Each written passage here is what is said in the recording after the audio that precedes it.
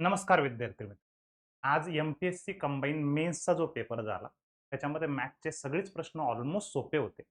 पण एक प्रश्न, हा जो प्रश्न मी स्क्रीनवर ठेवलाय, तो जवळपास 90% विद्यार्थ्यांनी स्किप केला. मी असं म्हणेल, की बऱ्याच जणांना जमला नसेल म्हणा किंवा वेळेअभावी म्हणे जमत. पण हा प्रश्न आपण 1-1.5 मिनिटाच्या आत कसं लवकरात लवकर सॉल्व्ह करू शकतो, मी तुम्हाला त्या आजच्या ह्या लेक्चरमधनं, आजच्या ह्या छोट्याशा व्हिडिओमधनं मी तुम्हाला सॉल्व्ह करून दाखवणार आहे. तर बघा, त्याला आपण एलसीएम मेथडने सॉल्व्ह करू शकतो. एलसीएम मेथड म्हणजे ज्याला आपण लाडू मेथड पण म्हणतो मी माझ्या भाषेमध्ये. त्या मेथडनं आपण याला कसं लवकरात लवकर सॉल्व्ह करू शकतो पुढच्या 1-2 मिनिटांमध्ये सॉल्व्ह करून दाखवतो. आता बघा, याच्यात तुम्हाला दिलं एक पुरुष, एक मॅन प्लस 3 महिला म्हणजे 3 वुमन प्लस 4 चाइल्ड यांना एक काम करण्यासाठी 96 तास लागतात. आता दुसरं काय म्हणे आपल्याला तेच काम 2 पुरुष आणि 8 चाइल्ड यांनी जर करायचं ठरवलं तर 80 तास लागतात. ठीक आहे. त्याच्यानंतर तसेच 3 महिला, तसेच किती 2 पुरुष आणि 3 महिला, मला असं वाटतं ते टायपिंगमध्ये 2 पुरुष आणि 3 महिला. तेच काम 2 पुरुष आणि 3 महिलांनी जर ते काम करायचं ठरवलं, तर ते काम करण्यासाठी त्यांना 120 दिवस 120 तास लागतात असं आपल्याला दिलंय.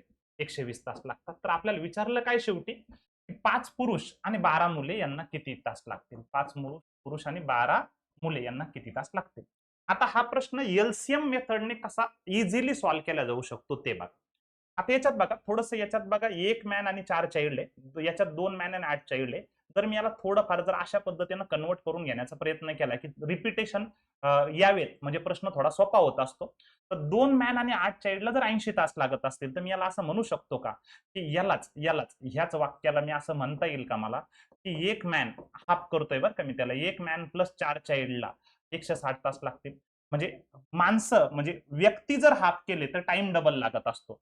म्हणजे याच्या जाग्यावर मी हे घेऊ शकतो. मग आता याला आपण एलसीएम काढायचा. एलसीएम काढणं बघा, 120 आणि 160 चा एलसीएम 480 येतो. आता 480 ला 96 ने भाग जात असेल, तर ह्या तिघांचा एलसीएम पण 480 ची आहे. म्हणजे मोठ्या अंकाला, म्हणजे मोठ्या अंकाचा पाडा इथपर्यंत म्हणायचा, की दोघांनी पण भाग जाईल. तर ह्या दोघांचा 480 येतो. तर 480 ला 96 ने भाग जातो का? तर 100 5 आपल्यासाठी होता, 100 5 4 596 हो जातो. 480 न भाग जातो. मग यांचा एलसीएमच आपण डायरेक्टली 480 घेतला. तर याला 5 चा भाग जातो. याला जर विचार करायचा झाला तर याच्यासाठी आपल्याला बघता येईल, की कितीचा भाग जातोय? 4 चा भाग जातो. यांच्यासाठी 3 चा भाग जातो. म्हणजे आपल्याला असं म्हणता येईल, की यांचे मिळून 5 लाडू, यांचे मिळून 4 लाडू, यांचे मिळून 3 लाडू. आता मी एका-एकाचे मला काढायचे झाले तर ते काढता येतील का? कसे? आता बघा, याचं बघा, 1 मॅन आणि 4 चाइल्ड याच्यात पण आहे आणि याच्यात पण आहे. 1 मॅन प्लस 4 चाइल्डचे 3 आहे. प्लस 1 मॅन 4 चाइल्ड आणि 3 वुमनचे मिळून 5 आहे. तर मला एवढं जर याचा विचार करायचा झाला, तर हे मिळून 5 आहे आणि हे मिळून 3 आहे. तर 3 वुमनचे 2 लाडू म्हणता येतील आपल्याला. 3 वुमनचे 2 लाडू झाले, असं आपण म्हणू शकतो. आता 3 वुमनचे जर 2 लाडू झाले असतील, तर मला इथं याच्याकडे लक्ष द्या थोडंसं आता. 2 man plus 3 woman, 2 man plus 3 वुमनचे 4 लाडू आहेत. 2 मॅन प्लस 3 वुमनचे जर 4 लाडू आहेत, तर त्याच्यात 3 वुमनचे 2 लाडू आहेत. तर 2 मॅनचे किती झाले? 2 मॅनचे 2 होतील मग. आता 2 मॅनचे जर 2 झाले, तर मला एक सांगा, एका मॅनचे किती? 1. 2 मॅनचे 2 झाले, तर एका मॅनचा 1 झाला. आता 1 मॅन प्लस 4 चाइल्डचे मिळून 3 लाडू आहे. 1 मॅन प्लस 4 चाइल्डचे मिळून 3 आहे. त्याच्यात एका मॅनचा 1 आहे. तर 4 चाइल्डचे किती? एका मॅनचा 1 आहे, तर 4 चाइल्डचे 3 झाले. हे बघा, एका मॅनचा 1 आहे. 1 मॅन प्लस 4 चाइल्डचे मिळून 3 आहे, तर 4 चाइल्डचे लाडू 2 झाले पाहिजे, याच्यानुसार विचार करा. 1 मॅन प्लस 4 चाइल्डचे मिळून 3. त्याच्यात एका मॅनचा 1 लाडू आहे. तर 4 चाइल्डला उरलेले 2. मग एका चाइल्डचा लाडू झाला पाहिजे हाफ. एका चाइल्डचा लाडू झाला पाहिजे हाफ. एका मॅनचा 1, एका चाइल्डचा हाफ. मग आता मला एक सांगा, 5 मॅन आणि 12 चाइल्डला मिळून ते काम करायचंय.